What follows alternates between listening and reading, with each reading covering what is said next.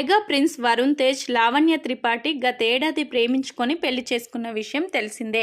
Mister cinema షూటింగ్తో ఒక్కటైన ఈ జంట 5 ఏళ్లు ప్రేమలో ఉండి కుటుంబ సభ్యుల సమక్షంలో అంగరంగ వైభవంగా వివాహం చేసుకొని one of the cute romantic couple జాబితాలో స్థానం దక్కించుకున్నారు.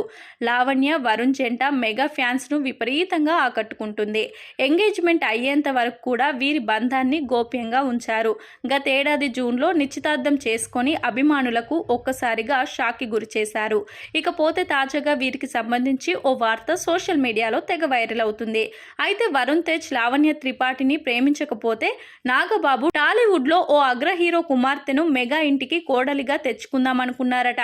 ఇందుకోసం ఆల్రెడీ సంబంధాన్ని కూడా మాట్లాడుకొని ఫిక్స్ చేసి పెట్టుకున్నారట.